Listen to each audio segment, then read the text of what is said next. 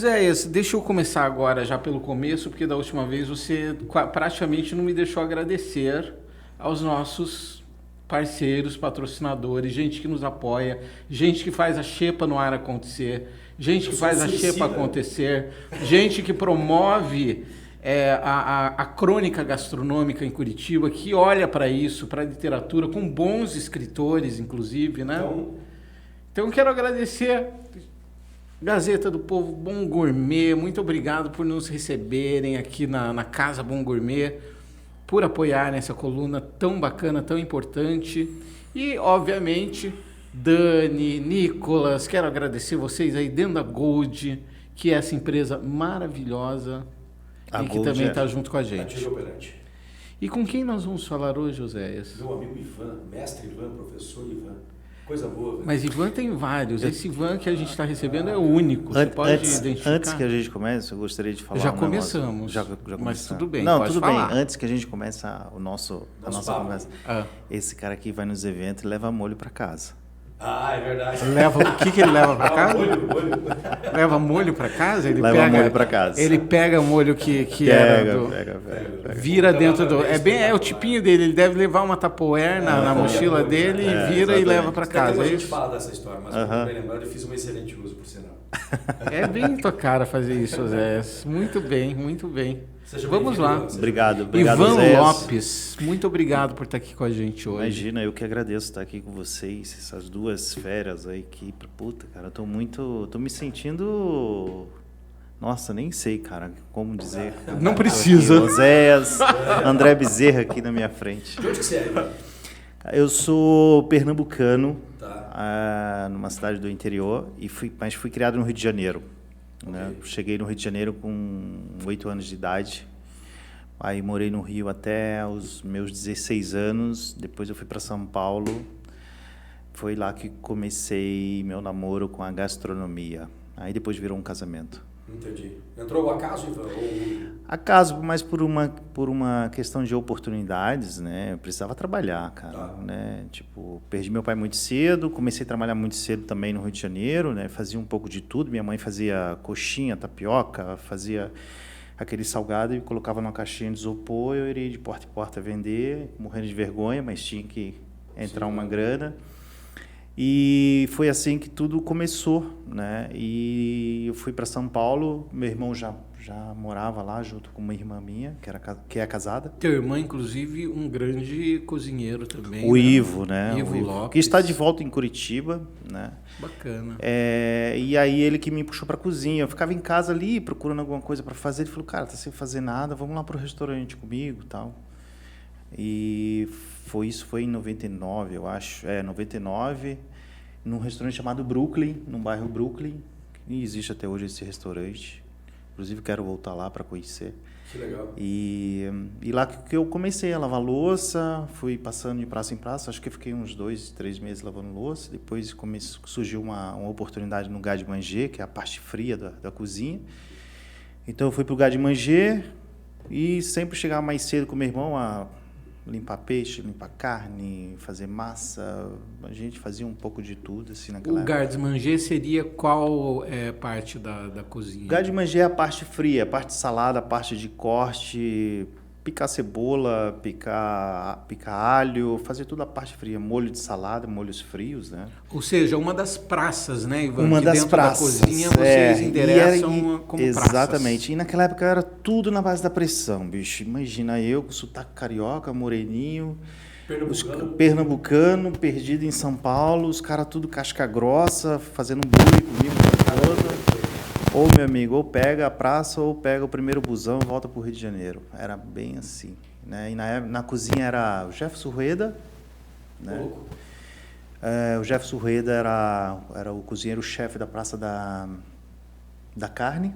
Que legal, velho. O Rodrigo Martins era o chefe executivo da casa. O Ivo era da Praça de Risotos e Produção, de massas, né, também. Aí tinha José Quintas, que foi esse cara que me incentivou muito, muito a ficar, assim, cara, era terrível, assim, tipo, ele me incentivava muito a ficar. Hoje ele mora em Portugal, inclusive quando eu estive em Portugal eu fiquei lá na casa dele. E assim tudo começou. E aí eles tinham um grupo de restaurantes E depois, quando eu comecei a ter um destaque ali, eu comecei a ir para outras casas também. Teve outras casas, teve São Brother, teve Fagô também, que eu comecei a ir para... Sempre São Paulo, essas Sempre aí. São Paulo. Aí eu fiquei uns 4 anos em São Paulo, assim. E quando que você veio a Curitiba? E aí, depois de São Paulo, eu voltei para o Rio de Janeiro, ali com 19, 20 anos. Voltei para o Rio de Janeiro, mas voltei para uma cidade chamada Visconde de Mauá. Na Serra. Na Serra. Sim, Serra Mantiqueira, que, Sim. que lá é a divisa de 3 estados, né? São Paulo, Rio e Minas. Tanto que é engraçado que tem um rio que corta os estados, né? Então, você atravessa o rio, está em Minas, você volta a estar no Rio de Janeiro. E, para o outro lado, é São Paulo. Então, eu fiquei 4 anos lá num restaurante chamado Rosmarinos, que ainda é existente, com um chefe que, para mim, me ensinou muita coisa, inclusive coisa até sobre a vida, que é o Júlio Buschinelli. E, então, eu fiquei 4 anos lá trabalhando com ele. E lá, como é uma região temporária, tipo final de semana ou frio, assim, nesse períodos fracos, assim, eu ia muito para São Paulo estagiar, pegava o busão e ia para São Paulo estagiar, que é perto ali, né? Ia para São Paulo estagiar em outros restaurantes, onde meu irmão trabalhava, onde o Rodrigo trabalhava, e assim por diante, onde o Jefferson trabalhava. Então, esses caras sempre foram minha base, assim, a minha estrutura, né? Uhum. E Visconde de Mauá chega uma hora que não tem mais nada para você fazer, porque é cachoeira, mato, bebê e truta, né? Inclusive, teve um tempo que eu fui para lá buscar truta, fiz um festival de truta num outro restaurante que eu trabalhava. Montanhosa, de água bem gelada. Exatamente. E aí eu fiquei 4 anos lá, até que chegou um dia que eu virei pro Ivo e falei assim, Ivo, cara, eu tô de saco cheio daqui, velho, 4 anos aqui, não tem mais nada para fazer aqui, eu quero sair daqui, quero uma coisa nova, um desafio novo, frio na barriga novo. E aí ele falou, cara, tem eu, Rodrigo, o pessoal lá do Pomodoro na época, nós estamos com uma consultoria em Curitiba, a gente está montando um restaurante lá. Eu nem sabia o que era Curitiba, né? E eu falei, cara, eu me jogo. Ele falou, cara, estou precisando de gente lá para compor a minha equipe. Se você quiser vir, fala com o Júlio aí, você vem. Esse restaurante era Terra Madre já? E aí ele estava com o projeto Terra Madre nascendo.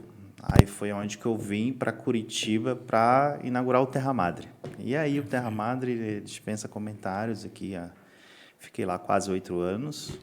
E ali, desculpa só te atravessar um pouquinho, mas é que eu acho importante a gente falar. O Terra Madre acabou de fazer 20 anos, foi 20 isso? 20 anos. Com um evento Cara, espetacular, foi emocionante, maravilhoso, aquilo. Que inclusive você cozinhou com um colega que você acabou de falar, o Rodrigo Martins. Estava lá o Bassoléio também, o Manuel Bassoléio. Manuel Bassoléio, o Eric Jacan. O Eric Jacan fez parte do grupo, né? Ele montou o Celavi. Tava o Lene. Tava o Luiz, a Márcia, né, que começou com a gente. O Ravioli apareceu lá também? Não apareceu. Alguns chefes da história do Terra Madre não pôde vir. Um deles foi o Ivo, que não veio, o meu irmão, né? Sim. Ele foi o chefe lá, acho que por uns 2 anos. Aí ele voltou para São Paulo e eu fiquei.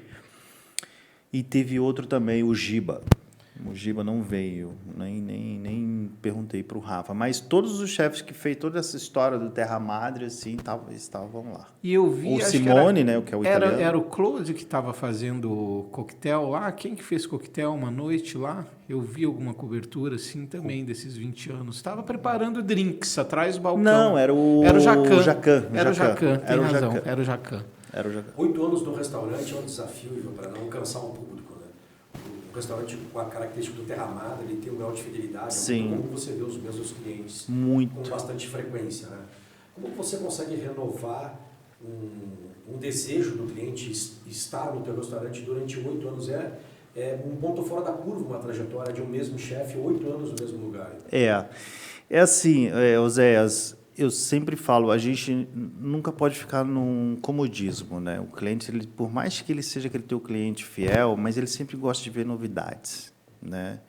Por mais que ele nunca muda aquilo que ele gosta, porque às vezes o cliente tem que sair de casa para poder comer aquilo, né? Você vai num Terra Madre para comer aquilo, você vai num Conhe hoje para poder comer aquilo, mas ele sempre gosta de ver novidades, ele sempre está aberto ao novo, né?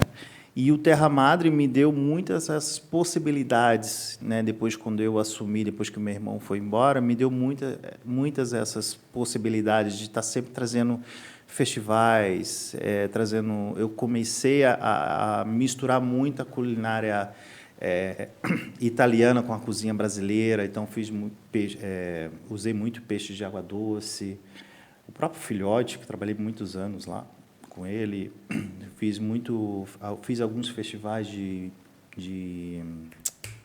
cozinha brasileira, fiz alguns festivais de peixes de água doce, então foi assim, tipo, e os clientes sempre estavam ali para poder experimentar algo novo, então isso abriu muitas portas para entrar coisas novas no menu.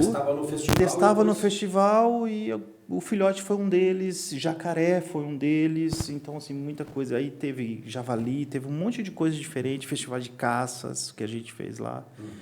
Fora os eventos que a gente sempre fazia, trazia chefes de fora, né? Então isso agrega muito para a cozinha, para a equipe, para o restaurante, agrega muito, né? E o cliente sempre gosta disso. E é bom, e isso que eu ia falar agora, é bom para nós, né? Para quem está lá frequentando, para o cliente. Sim. Ivan, você falando agora, o jeito de você falar é um pouquinho resgatando a tua história. Eu e o Oséias, a gente bateu papo aqui com duas figuras muito importantes, dois cozinheiros que eu acho que tem, assim, você vai falando, eu vou pensando um pouco neles, que foram Celso Freire e o Lenin, o próprio Lenin que a gente falou aqui agora há pouco dele. Aonde que eu vejo a convergência? Nessa coisa de vocês começam a contar, vocês não falam assim de uma formação que eu estudei lá não sei aonde. É claro, né, Oséias, que a gente não está dizendo que não, academia é menos importante qualquer coisa, mas é que é muito natural de vocês começarem contando eu aprendi com a minha mãe, com a minha família, eu comecei ali, no caso você e o Celso, né? O Celso também lembra ele falando da avó em Colombo, é a família dele, Oséias? Lá vendo a avó na cozinha, você falando da tua mãe preparando os salgados. O Lenin tem uma relação com a avó dele no sítio também, que se conhece bem. Eu queria que você falasse um pouquinho mais, desenvolver sobre essa influência na tua culinária e como é que você trabalha isso hoje. O que você está oferecendo nas suas casas hoje? É assim, qualquer estudo ele é muito válido, né? Para você ter alguma técnica diferente, para você desenvolver uma receita diferente, ele é sempre muito válido. Eu vou falar por mim, assim, eu sou totalmente autodidata, não fiz nenhuma faculdade de gastronomia, mas fiz alguns cursos, né? Mas eu acho que tudo é uma questão também de, talvez, oportunidades, ou também uma questão também de você ter o dom para aquilo que você faz, né? E você acaba se descobrindo ali no decorrer da sua vida, da sua história, e as coisas elas vão acontecendo de acordo com aquilo que você está entregando, né? Eu acho que a tua personalidade, o teu carinho por aquilo que você faz, a tua força por aquilo, porque, querendo ou não, a gente encontra muitas pedras no caminho, né? Então, a gente acaba ou desistindo ou buscando outra coisa, falar, pô, isso aqui não é para mim. É o que eu procuro sempre falar, às vezes, para os meus cozinheiros, assim, que, cara, você está fazendo uma faculdade, você está estudando, mas isso aqui não é para você. Porque ou você se dedica, ou você se abraça com aquilo que você quer, ou você vai procurar outra coisa, porque a gente, dentro da cozinha, a gente não está só mexendo com o alimento. A gente está lidando com a vida das pessoas. A gente alimenta as pessoas, a gente mexe com a emoção das pessoas.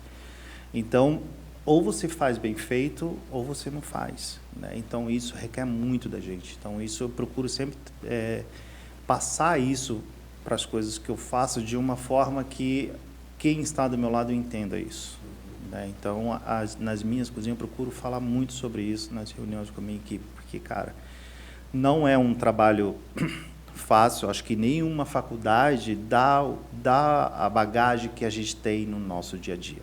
Não dá. Não dá. Não tem, pode fazer a faculdade que for, pode estudar onde que for, O nosso dia a dia, ele é assim, cara, ele não tem ensaio, ele não tem estudo, ele não tem. É coisa ali de momento. Constante mudança, né? Exatamente. Assim, eu vou dar um exemplo qualquer, né? Você vai preparar uma abóbora cabotiá. Dando um exemplo qualquer, poderia citar mandioca, o que for, entendeu? Isso vem da terra, ele tem uma umidade diferente a cada compra, ele tem uma cor diferente, uma textura diferente. E daí que entra a habilidade do artesão em entregar o prato para o consumidor de forma que ele não note que isso. ele não note isso. Você vai compensar lá dentro. Quer ver outro exemplo que eu dou? Cozinheiro, para mim, que cozinha com ficha técnica. Né? Você pode ter... Claro, todo restaurante precisa ter a ficha técnica para quê? Para saber o seu CMV, para saber quanto que custa. É importantíssimo. Controle. Exato. Mas o cozinheiro que pega uma ficha técnica para fazer a receita, desculpa, ele não é um cozinheiro. Claro, ele tem que olhar a ficha técnica para ele ter uma direção. Mas é exatamente isso que você falou, cara. É uma coisa que vem da terra. A natureza, ela não tem uma receita exata. Hoje em dia está chovendo, amanhã não está. Às vezes o tomate está úmido demais, ou às vezes está seco demais, solta menos água. Precisa lidar com isso, precisa ter a cancha para saber, né? Bem prático também, Ivan. Vai fazer uma massa de pizza. A temperatura vai alterar completamente a hidratação. Exatamente. Como aquilo vai fermentar, entendeu? Exatamente. Pode ter sucesso ou insucesso, dependendo do que você faz. Então, entendeu? A cozinha, ela tem muito disso, desse jogo de cintura que você precisa ter. Né? Seja ele na produção, seja ele na finalização, seja em qualquer coisa que você vai fazer na cozinha, sempre tem que ter esse jogo de cintura. Não adianta você falar assim, eu vou colocar, sei lá, 1 quilo de tomate. Tá, mas às vezes o tomate está verde, às vezes o tomate está maduro demais, às vezes... O tomate do Brasil é um tomate, o tomate da Espanha é outro completamente diferente. Tem diversos tipos de tomate para você poder usar, isso. Né? Aí você tem que especificar tomate italiano, tomate saladete, tem tomate verde, tomate meio verde, meio maduro. Então tem uma série de coisas que o cozinheiro precisa ter esse jogo de cintura. Essa sensibilidade. Essa sensibilidade com a coisa, né? Vamos dar um outro exemplo, a mandioca. Cara, tem mandioca que você, 5 minutos ali na água fervendo, ela já está macia. Mas tem mandioca que demora 2 horas para poder cozinhar. Aí como é que o cozinheiro vai saber disso? Ficha técnica de meia hora. Ficha técnica de meia hora. Uma desmanchou e a outra... Então é muito louco isso, sabe? Então, cozinha tem muito...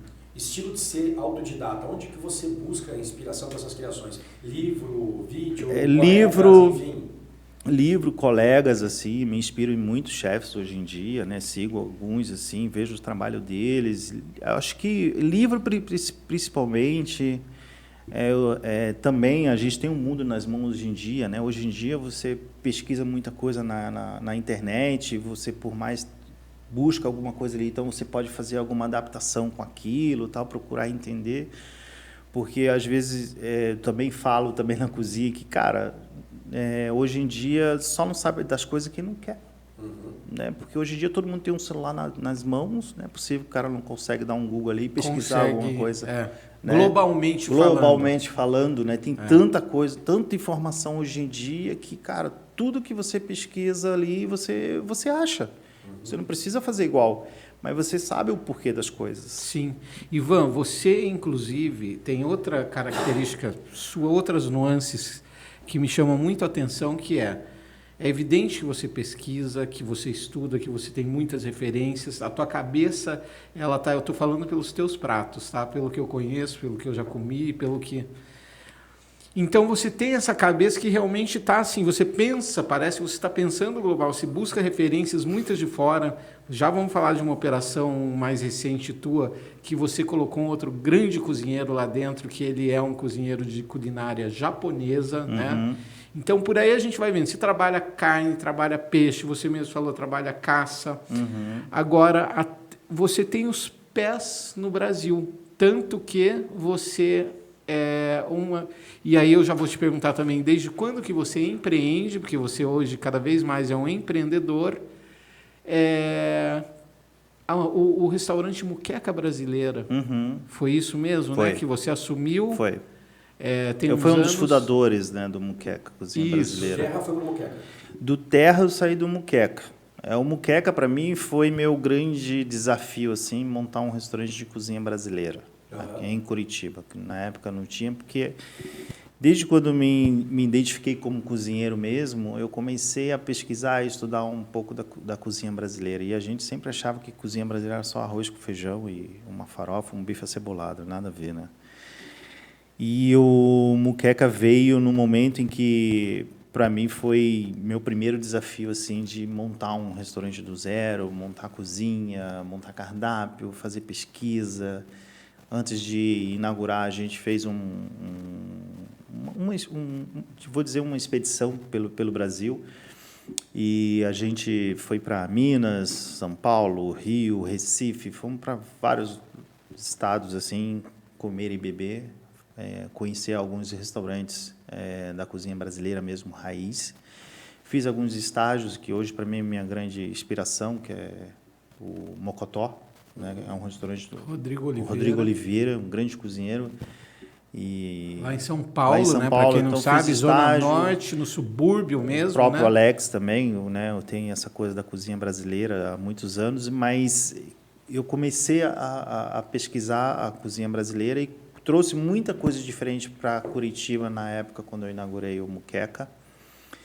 E foi bem bacana, foi bem bacana. Acho que abriu portas para muitas coisas, muitos ingredientes diferentes, assim, né?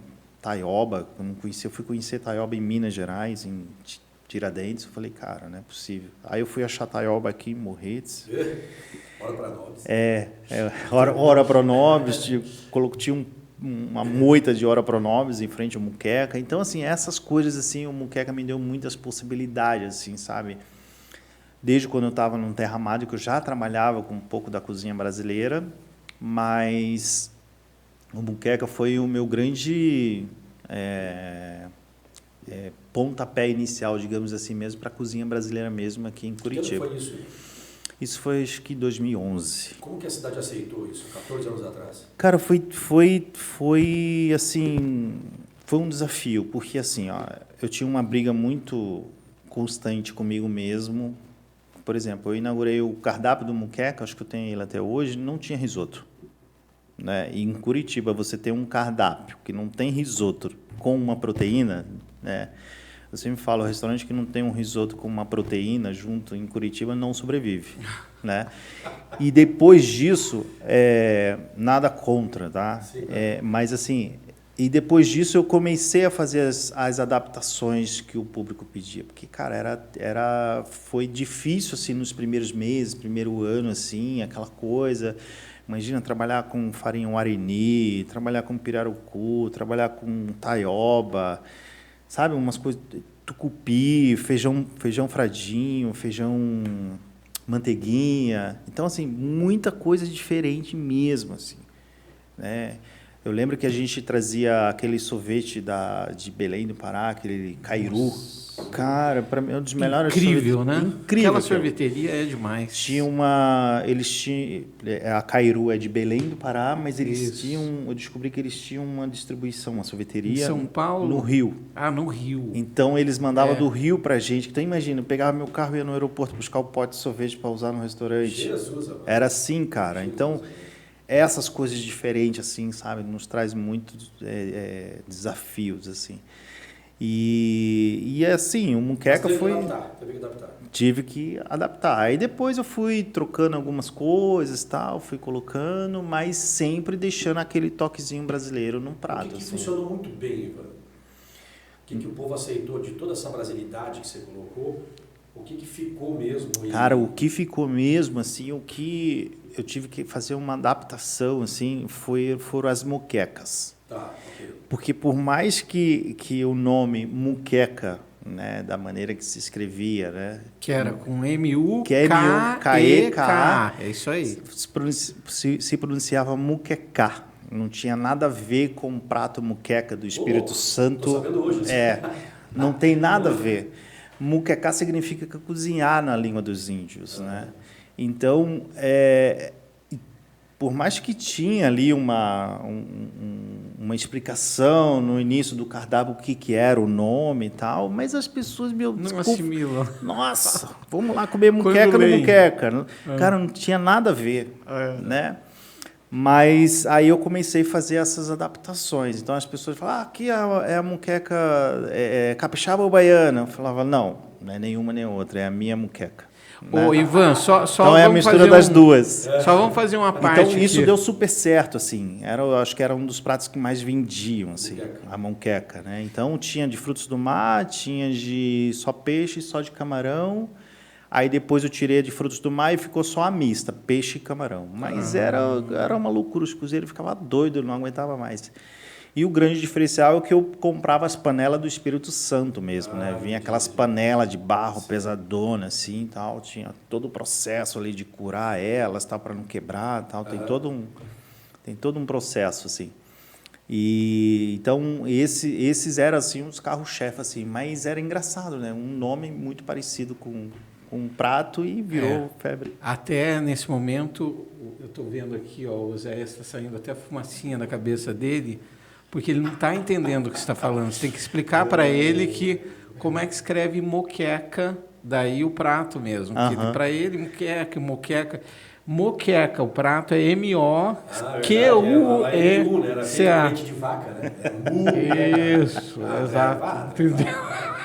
Eu estava vendo que ele estava perdido aqui, ele não estava conseguindo entender. Tem o chato GPT. Tem o chato GPT. No caso dele é chato GPT. Entendi. Zé, deixa eu só agora entender quando que encerrou o teu ciclo quanto tempo durou o ciclo do moqueca? É assim, o meu ciclo com moqueca teve um rompimento ali no meio, onde eu fiquei 1 ano afastado da moqueca, tive lá alguns problemas lá com os sócios, e eu acabei saindo e fiquei por aí. Então, foi nesse período que eu fui para a Europa, fiquei, acho que, uns 2 meses na Europa, fui para Portugal e Espanha, fiz alguns estágios lá, que o Simone, o italiano, arrumou para mim lá em Bilbao, num restaurante chamado La Rabezzo, do Eneco Asta, 3 estrelas, foi bem uma experiência assim inesquecível. E depois eu voltei e assumi o moqueca novamente. Então, de 10 anos, eu fiquei 9, assim, né? E aí veio a pandemia, né? Aquela coisa, confusão, vamos fechar tudo, tal, aquela coisa toda. E eu sempre tive a vontade de ter um restaurante que levasse meu nome. Eu acho que isso é uma das coisas que eu acho que a maioria dos cozinheiros almejam, que é muito legal você ter a tua alma, ter a tua essência ali num restaurante, né? Tem gente que, tipo, é engraçado, coloca no Google lá, Coin, já aparece meu nome, assim, é engraçado. Nossa, eu achei o nome do Ivan no Waze, desculpa. Então, é muito legal isso. Então, na pandemia, comecei a ter uns problemas com o meu antigo parceiro lá do moqueca, mas assim, tipo de, cara, não consegui dormir, assim, uma ansiedade, uns problemas fodidos, assim. E faz coisas aqui, faz evento. Cara, eu consegui desenvolver eventos na pandemia, cara. Tá louco? Sério, era uma loucura. Eu conheci eu tenho uma amiga até hoje, que é a Dani, ela é representante de laboratório, e a pandemia os médicos faziam muito eventos em casa, né? Aulas, tal, palestra, tanto para alunos. Então, olha que louco isso, qual que era a ideia? Era fazer, eu vendia o evento, fazia o cardápio, e eu falava, Dani, são quantos médicos? Ivan, são 40 médicos, mas tudo em endereços diferentes. Então, eu fazia o cardápio, a gente mandava para os médicos escolhiam o que eles queriam comer, a gente separava, esse pedido do Osé, esse pedido do André, André mora aqui, o Osé mora ali. Então, a gente montava a rota da entrega, separava a comida e saía entregando, mas tinha que chegar tudo ao mesmo tempo. Para quê? Porque eles tinham que montar na casa deles, dando aula e comendo. Então, eu fiz muito evento assim na pandemia.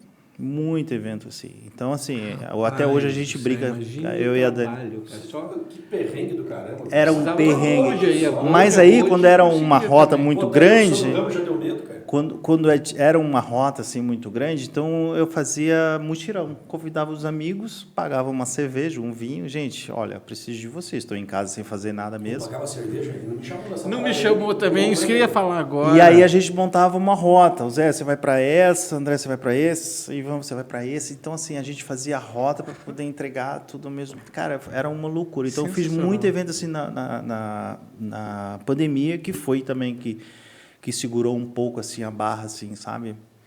E aí o laboratório do COIN foi ali? Foi durante a pandemia? Então, aí por todo esse estresse assim, eu já era amigo da Nani Matias e conversava muito com ela. Hoje é tua sócia, hoje né? Minha sócia, minha irmã e então ela falou assim, cara, vamos montar alguma coisa então nesse quesito então, de delivery e tal, não sei o que, eu vou contigo. Já que esse é teu sonho, eu vou contigo. E no meio da pandemia a gente chegou até a procurar alguns pontos, alguns lugares para a gente montar alguma coisa relacionada ao delivery, que na época a gente só conseguia pensar nisso. E não deu certo. Morreu o assunto e tal. Até que teve um Réveillon, conversa vai, conversa vem. Fui para Itapema, ali no Réveillon.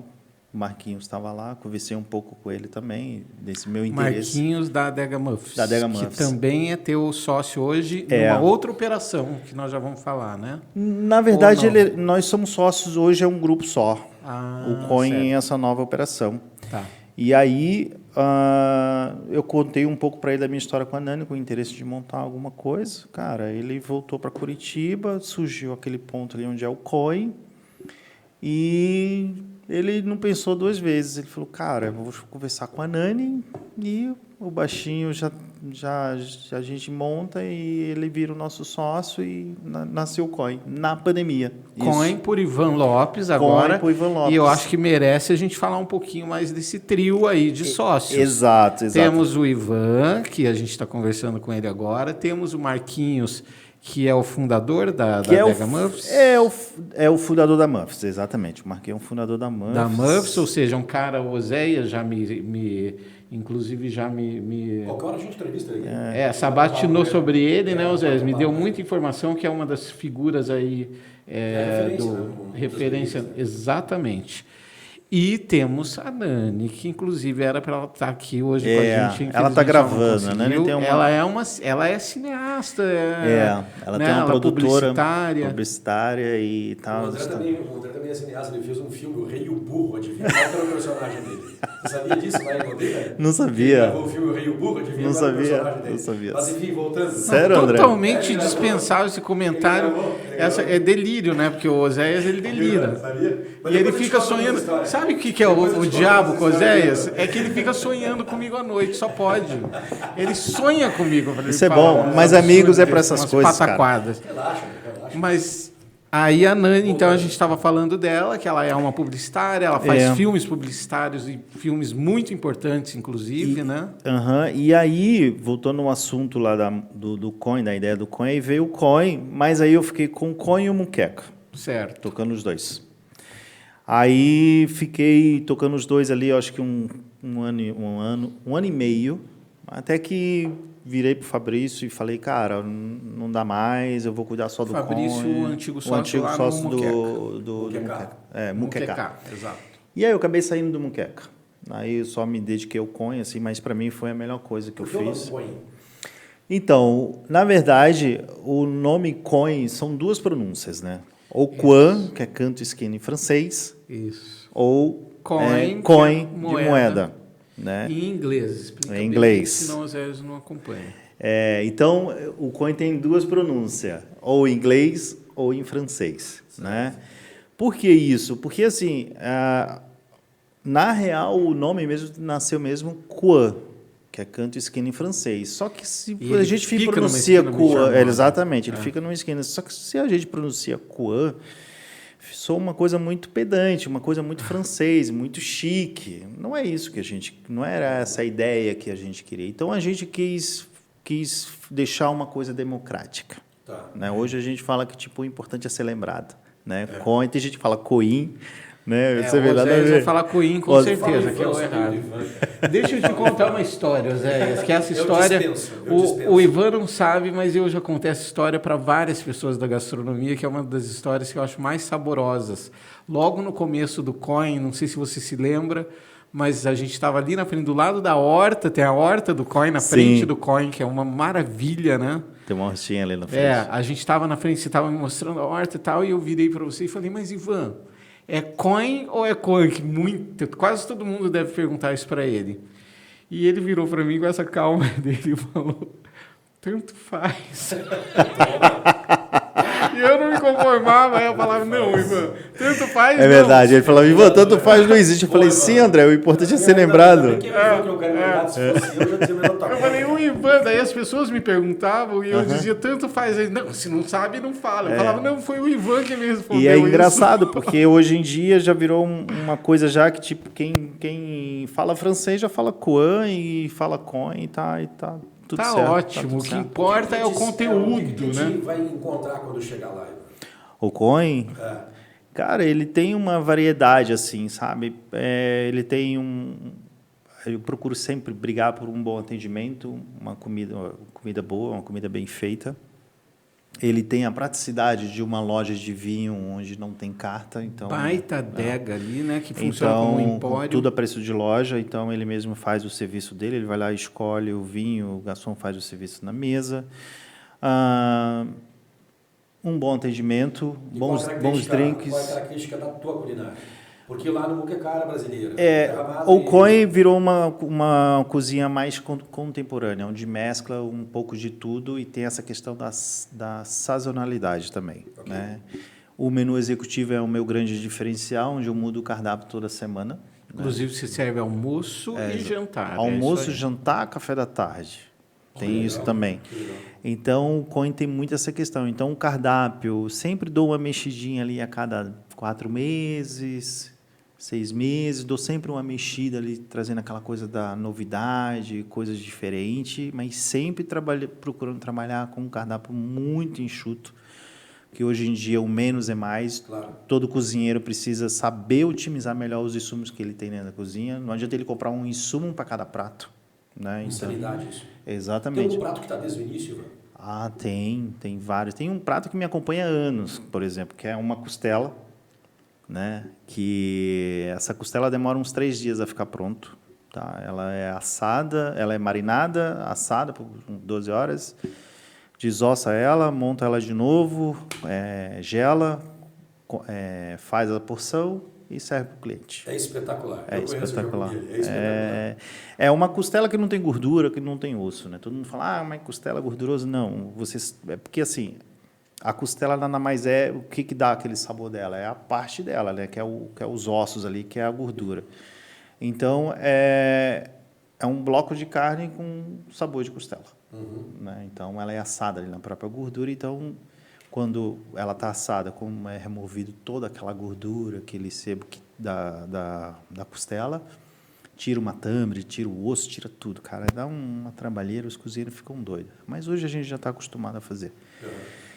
Mas é um dos pratos que eu faço já há muito tempo, e já é um carro-chefe da casa, já desde quando abri. Só muda o acompanhamento eventualmente, mas a proteína é a mesma. Ivan, você falou da cozinha, eu vou falar um pouquinho mais da minha leitura da pegada do Coin. É uma casa linda, é um imóvel lindo, com muitos janelões. Você tem ali, internamente, você tem 2 ambientes, e ainda tem o deck, né? Todo cercado de vidro, numa esquina ali Alto da Glória, né? Ali é Alto da Glória, exatamente. Alto da Glória, uma das esquinas mais charmosas, que vocês vêm transformando ela. E aí você se aproveita, né, dessa localização geográfica e da própria, como é ali, tem uma área externa bem interessante, e você só não falou dos pequenos eventos que você faz ali também, que são muito charmosos. Sim, o Coin tem umas programações assim, muito legais, que um tempo para cá já consolidou, que é o Surf Tuff, que é uma vez por mês. Agora tem um Tarde Ibérica, onde eu faço É um open food. Na calçada, você leva Exatamente. uma parte da cozinha Uma para parte fora, da cozinha para calçada. para isso, calçada, para as pessoas uma entenderem a parrilha. pegada. Exatamente. O Surf Tuff, por exemplo, já fui todas a as alguns. proteínas, né? O Surf Tuff são as misturas de proteína do mar e da terra, são 100% feito na brasa mesmo. Uma parrilha, varal, andino lá fora, tal, aquela coisa, música ao vivo. Isso. Né? Então isso, é bem isso. legal. Charme puro. É. Quem está nos acompanhando aí, siga lá como é que é o Instagram? Coin por Ivan Lopes. Coin por Ivan Lopes. Veja essa programação, porque essa programação é muito Inclusive, diferenciada. o próximo vai ser agora dia 22. Ótimo, bom saber. 22 de 2025. Seria dia 29, mas tá uma Então- loucura então, esse mês. Provavelmente já foi, né, Oséias? Que a gente grava A gente tá aqui. no túnel do tempo. A gente está gravando um pouco antes do dia 22 de novembro, mas eu acho que só vai ao ar depois disso. Mas eu acho que a mensagem que fica, exatamente, ele Não, mas faz todo com mês frequência, tem. todo mês. Todo mês tem, é só acompanhar ali nas E redes é sociais. demais, É é. sempre o último ou penúltimo sábado do mês, né? Sempre um sábado. A tarde ibérica também eu faço aos domingos, que é um almoço, né? Onde eu faço uma paella, faço tapas, faço comida ibérica mesmo. E vem uma chefe cozinhar comigo, que é a Jaque, que ela teve um bar há muito tempo. Jaque é uma grande amiga minha de anos, e ela tem essa pegada mesmo da cozinha ibérica e tal. E Daqui de Curitiba? daqui ela? de Curitiba. Ela teve um bar há muitos anos, tá chamado El Toro. Um bar É o de Touro, É o sim, Toro. é o Touro. Inclusive, eu já te vi lá algumas vezes lá. É ali no Batel. Era com na o Augusta Bigorrilho Stealth. ali. No início era o El Isso. Toro ali na Augusta Stealth. Isso, pertinho da Praça Espanha. Ali. Exatamente. Aí depois ele foi ali para Quase na Carlos de Carvalho. Ali era na. Presidente Toné. Na Toné, exatamente isso. Aí ele isso. foi ali na Toné. Isso. E aí tem a tarde ibérica e tenho também 2 chefes, um menu, onde eu convido um chefe de Curitiba, né, para dividir a cozinha comigo. É bem legal isso também, já está bem consolidado isso, esse evento. Não fiz agora esses últimos meses em função dos compromissos e eventos. Também eu dependo da agenda dos outros chefes também, quem eu convido, né? Então, na correria, esse mês ainda não fiz. Mas eu Nossa acredito. sugestão, convido o André Bezerra, ele vai abrir pacote de Doritos, Será? tampa de Pringles e tal, que a capacidade gastronômica... Cara, mas não é dele tá mais ou menos possível, por cara. aí. Esse cara come Não, tanto ele por come, aí, né? Ele come tanto agora. Não é possível que ele não sabe fazer Ele vai um. abrir a garrafa de Coca-Cola, vai abrir lata de cerveja, vai abrir pacote de Doritos. Ivan, Vai pegar conta- tudo enlatado. Conta para essa Já tá feito criatura um convite aqui triste pra ele, tá e delirante, por favor, conte o que aconteceu a última vez que eu fui lá no teu almoço. Conta, Olha, fala bom, para a última ele, entrevista tu só para ele perguntou qual? engolir. O que eu levei alguma coisa para você Cara, ele tinha acabado de levar um. Ele tinha acabado de ir ali no Terra? no Terra ali com a Eva. Puta, levou uma feijoada que a Eva fez para mim. Maravilhoso, cara. Aí, José, Então, assim, Eva fez, né? a Eva Ah, fez. tá bom, então tá Mas certo. assim. não era Tu Doritos. achou que ia falar isso e ia ganhar ponto comigo, é isso? Eu saí da Eva e fui Isso, lá horrível, ainda fazer um pelo amor de lanchinho Deus. no Ivan. Você acha que rola isso que você está falando, Zé? Rola. Sabe aonde eu como Doritos? Num barzinho que tem lá em Pinhais, Ah, o boa, semiaberto. boa, o semiaberto Mas lá. deixa Essa essa é história, outra essa vai ser outra. Deixa eu perguntar um outro assunto Deixa. só. Voltando ao que tu falou antes, vou falar um pouco sério agora, sobre o início da tua carreira, o bullying, a pressão dentro da cozinha, etc. Como que hoje é o ambiente dentro de cozinha? Porque se glamoriza muito o que acontece no meio da gastronomia, né? E a gente que é do meio sabe que aquele glamour não é a verdade. Aquilo é uma fachada que, enfim, ela é praticamente inexistente, né? Como que é hoje o ambiente dentro de cozinha? Antigamente, André, o Zéas. Pode chamar de André, que é um elogio para ele. Eu agradeço. Eu agradeço. Eu tenho irmão que se chama Vai, Ivo, pode chamar de André. Ó, não me chama de Ivo, porque o Ivo tem cabelo e eu não tenho, pô. Tá, vou trocar de assunto. Então, assim, antigamente, realmente, tinha muito essa questão do bullying dentro da cozinha, pressão. Hoje em dia não tem mais espaço para isso, né? Por quê? Hoje em dia a coisa virou uma coisa mais democrática, né? E hoje em dia não tem mais espaço para os cozinheiros da velha guarda ser aquele carrasco dentro da cozinha.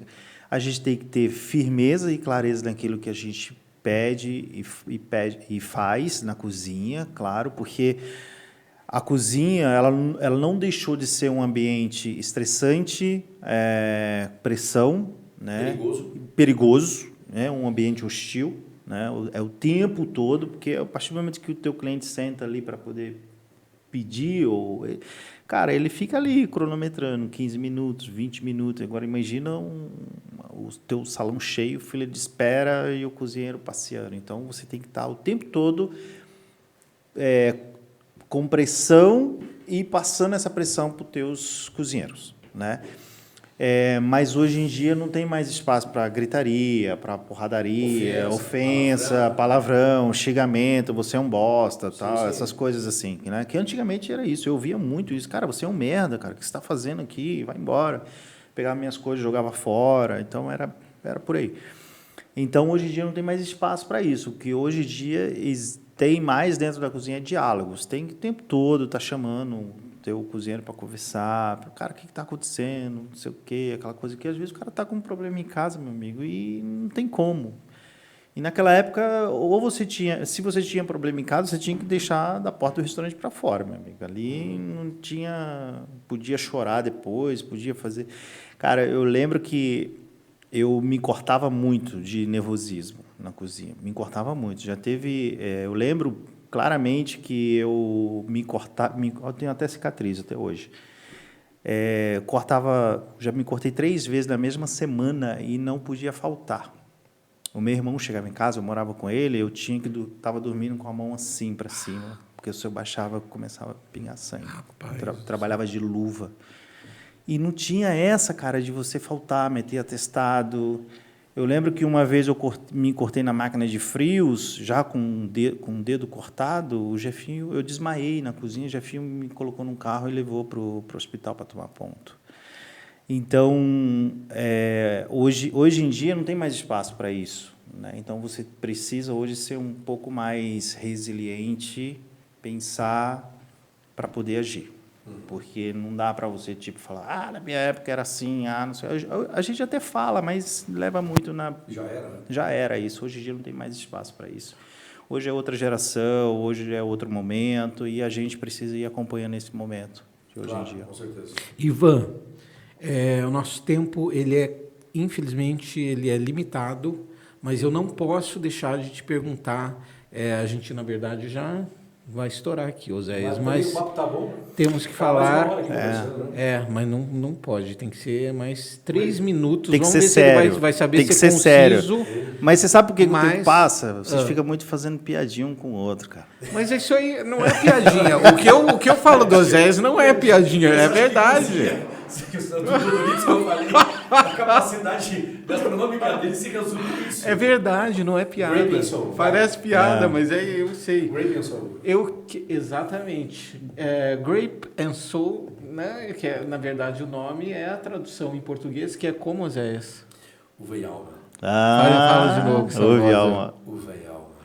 Esse nome é um nome forte. Nome bonito, né? Uva remete a vinho e alma remete a toda essa conversa que você está falando aí, né?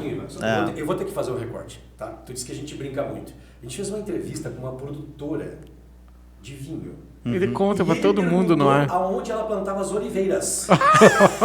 Isso tá gravado. É só tu puxar o episódio anterior da Xepa, tu vai ver. Ele perguntou, Ivan, pelo amor de Deus. Tava Ivan, muito, ele tava perguntou aonde ela plantava as oliveiras dela.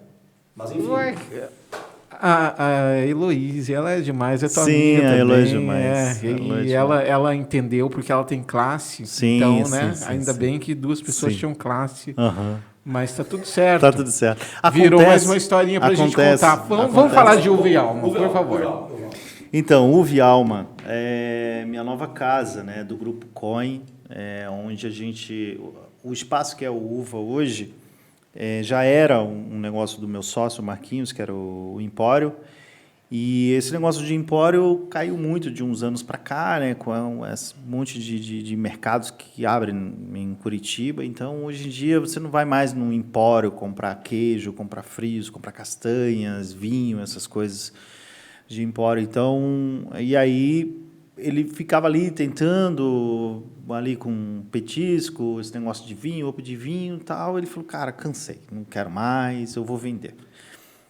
E se vocês não quiserem, ele perguntou para mim e para a Nani, eu vou vender para outro.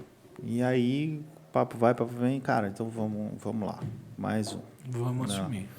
Então, a gente virou um grupo só agora, né? O Coin é o pai do Uva, digamos assim, né? E estamos muito felizes com o resultado. O Uva está aí com 1 mês e pouco aí já. Baita operação diferenciada, já começou o bebê com fome.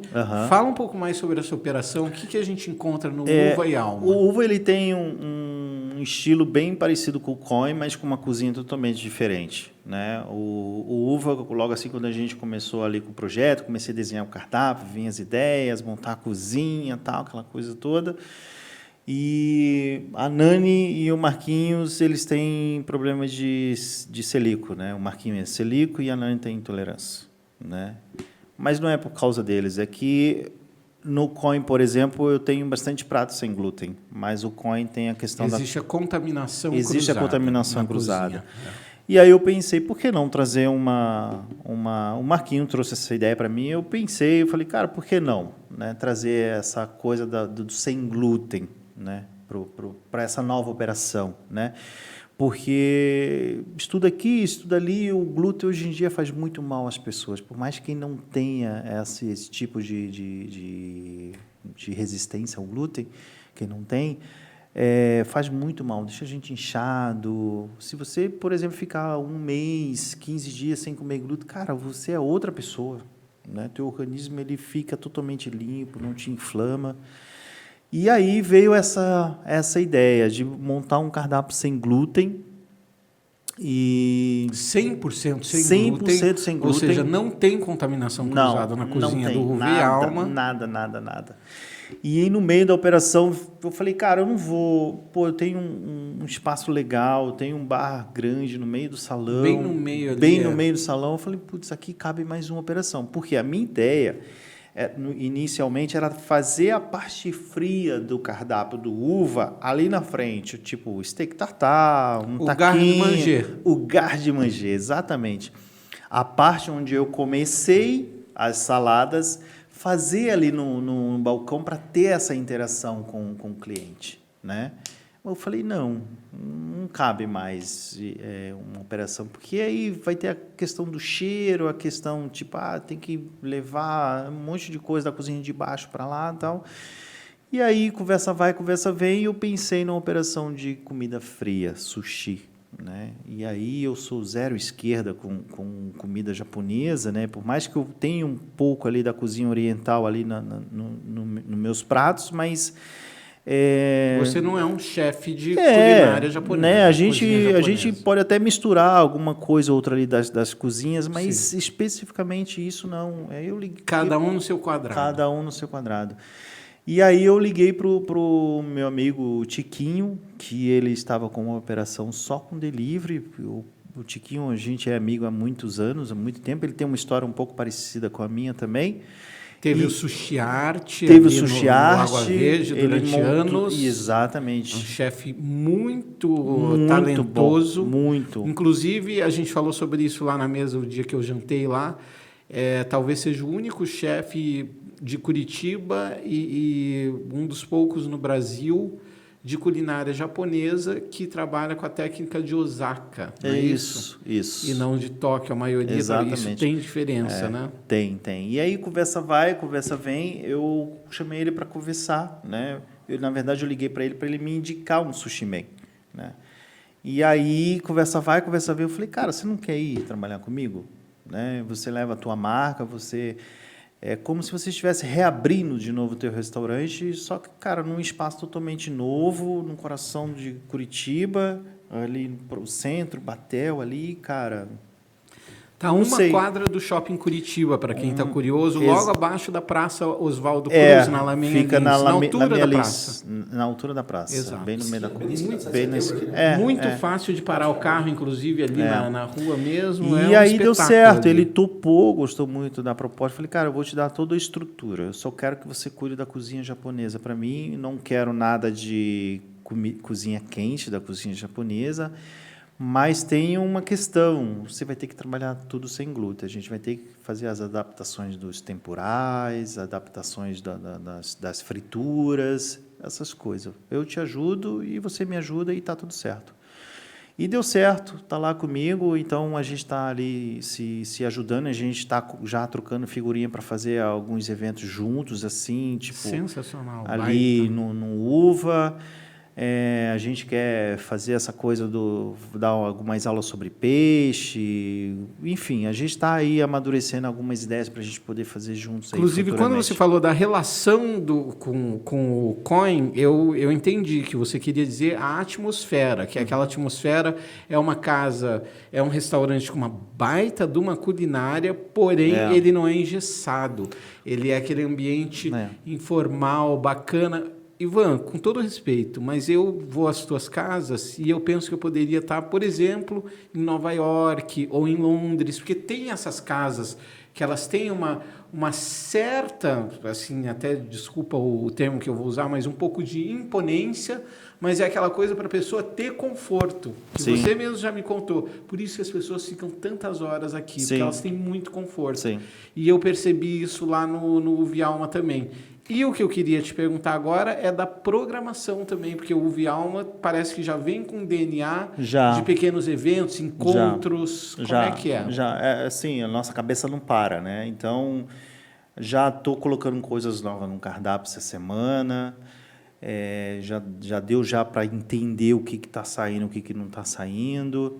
A gente agora vai lançar dia 22 um Sunset, que é um Sunset, mas com Open de Aperol. Isso. Então, a gente vai fazer esse evento a cada 15 dias.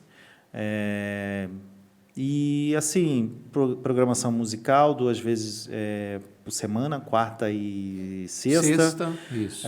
Temos Open de vinho durante a semana, happy hour, tem almoço executivo também, que eu já quer para abrir, vamos abrir tudo. Né?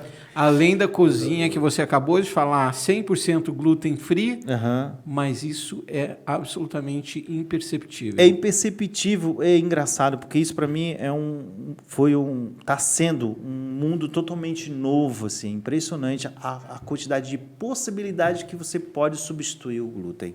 E não tem nada diferente do normal que a gente já come, é impressionante. Né? O glúten, a gente acha que o glúten está em tudo, mas a gente está completamente enganado. Tem muita coisa aí que dá para ser explorado, sim, sem glúten.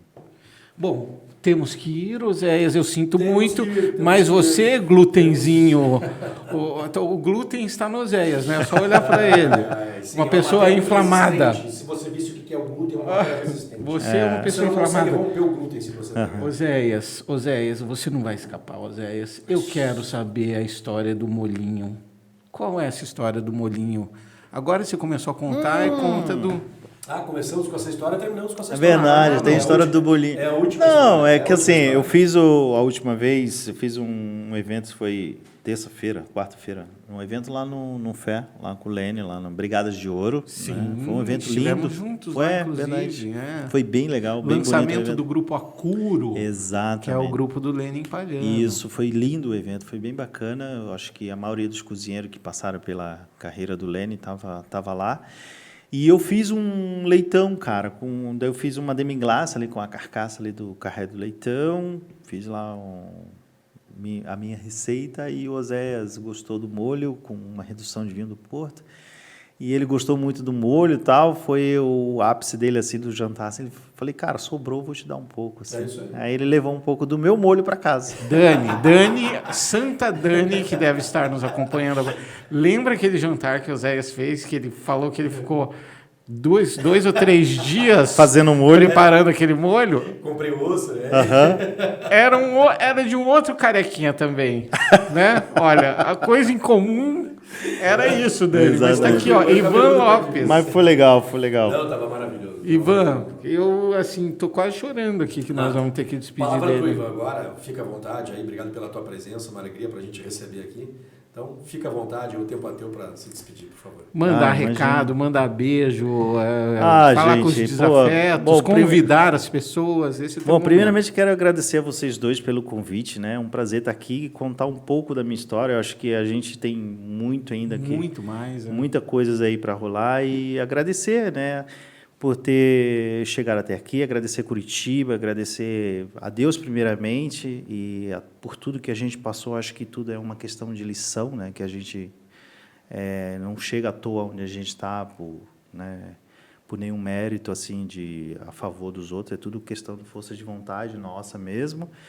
E agradecer, né? Agradecer aos meus sócios, agradecer a Nani, o Marquinhos, por permitir que eu mostre um pouco do meu trabalho e ser meus parceiros. E agora com o Uva e o COI, estou aí muito feliz. Parabéns. Nós estamos também. E, Oséias, eu também quero fazer um agradecimento especial ao Ivan por estar aqui conosco. E você tem uma assessora de comunicação que é muito bacana também, Michele. E que foi ela A braba. Que me ajudou bastante a trazer você para cá. Não, brincadeira. A Michele é uma quase que minha vinda. Nani, você vai vir aqui também, mas vai ter que falar de cozinha com a gente, né? De culinária, não vai ser de filme publicitário, não. Então, Michele, muito obrigado por nos ajudar aí. E sucesso, meu irmão. Obrigado. Todo o sucesso. E, por favor, todos estão convidados a conhecer o COI, o Ivan Lopes e o Uva e Alma, né? O COI, ele faz um horário muito diferente, né? Que todo mundo diz, mas como assim? O COI, ele funciona de quarta a segunda e fecha terça-feira.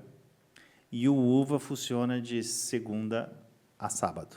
Almoço e janta, os dois. E é isso. Maravilha. Almoço, café da tarde. Gente, obrigado, valeu, até a próxima. Obrigado. Tchau. Tchau.